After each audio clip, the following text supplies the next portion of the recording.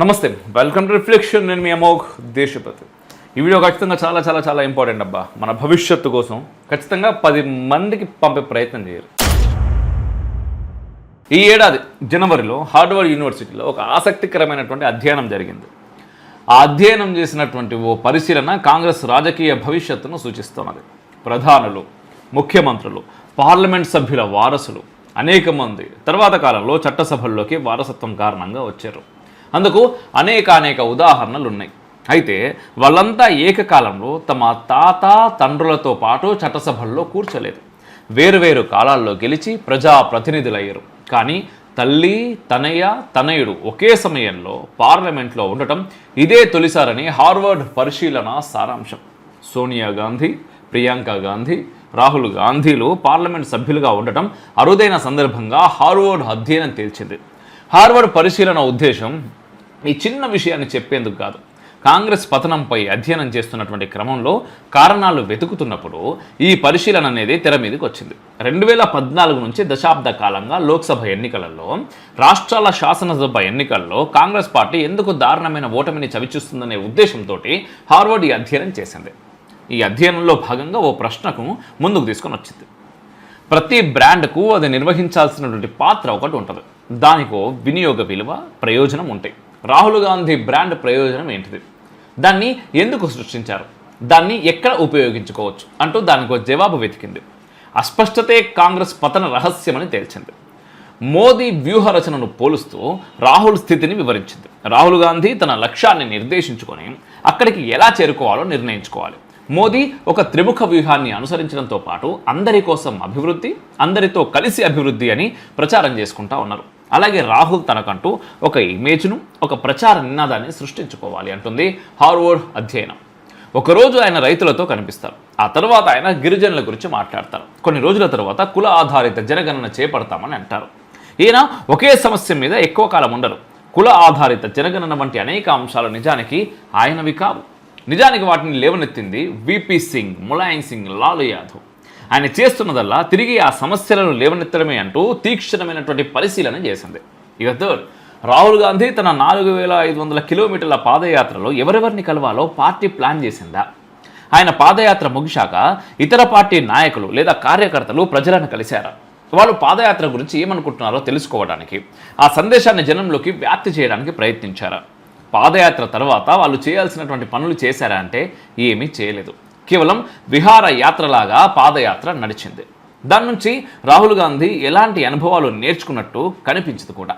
ఇక నాలుగవది, రాహుల్ గాంధీ రాజకీయాల్లోకి వచ్చి 2 దశాబ్దాలు గడిచినా హిందీ రాష్ట్రాల్లో కాంగ్రెస్ పార్టీ ఎందుకు క్రమంగా బలహీనపడుతోందో తేల్చుకోలేకపోయారు. 1990 తర్వాత కాంగ్రెస్ పార్టీ హిందూ రాష్ట్రాల్లో కనుమరుగవుతూ వస్తోంది.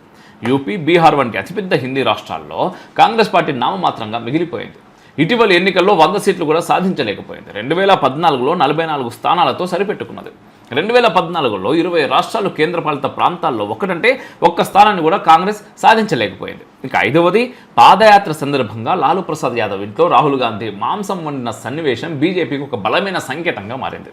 నిజమైన హిందువులు పవిత్రమైనటువంటి శ్రావణ మాసంలో మాంసాహారం తినడం గురించి ఎలా ఆలోచిస్తారంటూ ప్రచారం చేయడంతో రాహుల్ వ్యూహాత్మక ప్రచారం బెడిసిగొట్టింది.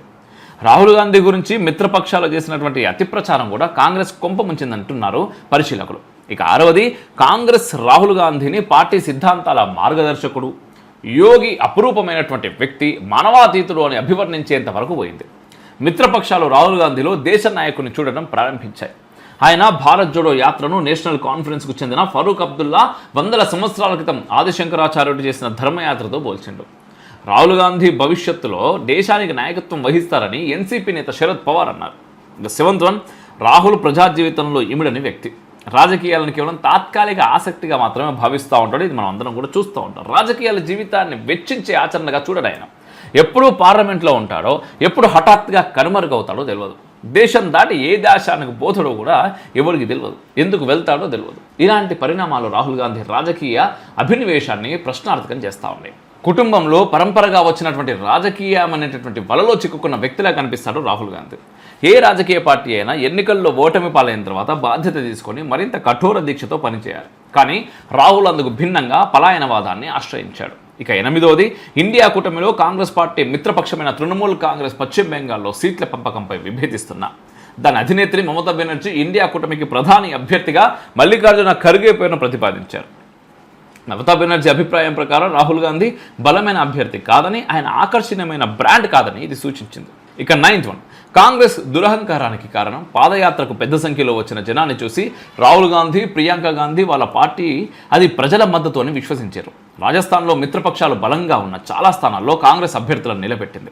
ఛత్తీస్గఢ్లో మిత్రపక్షాలతో సీట్లు పంచుకోవడానికి కాంగ్రెస్ నిరాకరించింది. 10వది, కాంగ్రెస్ పార్టీ బీజేపీతో పోరాడాలని భారీ ఉపన్యాసాలు ఇస్తుంది, కానీ తమ మిత్రపక్షాలకు వ్యతిరేకంగా అభ్యర్థులను నిలబెడతారు. ఇది కేవలం సీట్ల ప్రశ్న కాదు, ఈ కొన్ని సీట్లే ప్రజలకు ఒక బలమైన రాజకీయ సందేశాన్ని పంపుతాయనే తీవ్రమైన అంశాన్ని కాంగ్రెస్ మర్చిపోయింది. రాహుల్ బ్రిగేడ్ సభ్యులు ఒకరి తర్వాత ఒకరు కాంగ్రెస్ పార్టీని వీడటం రాహుల్ గాంధీ నాయకత్వ సామర్థ్యాన్ని తేటతెల్లం చేసింది. రాజకీయ విధేయతలు ఇచ్చిపుచ్చుకోవడంపై ఆధారపడి ఉంటాయని రాహుల్ గాంధీకి అర్థం కావడం లేదు, లేదా ఆయన అర్థం చేసుకోవడానికి ఇష్టపడడం లేదనుకుంటాం. ఇక last one, 11th one, Rahul Gandhi అంతర్గత బృందంలో వారి సొంత సబ్జెక్టుల్లో నిష్ణాతులైన వ్యక్తులు చాలామంది ఉన్నారని, కానీ వారికి రాజకీయ పరిజ్ఞానం అంతగా లేదని, వారు కేవలం పుస్తకాలపైనే ఆధారపడి రాజకీయ ఆలోచనలు చేస్తారు. వారి సలహాలు, సూచనల కారణంగానే రాహుల్ గాంధీ పదే అవమానాలు ఎదుర్కొంటున్నారని విశ్వసనీయ వర్గాల సమాచారం. ఈ 11 విషయాల గురించి మీరు ఒకసారి ఆలోచించండి. దీంట్లో మనం ఏదైనా తప్పు చెప్పామా? పోనీ ఇది వాస్తవాలే, ఇది మనం చెప్పింది కాదు, అధ్యయనం చేసిర్రు వాళ్ళు యూనివర్సిటీల్లో. అండ్ ఇంకేమేమి యాడ్ చేయొచ్చో మీరు కామెంట్ల రూపంలో యాడ్ చేయండి. జై హింద్, మేరా భారత్ మహాన్.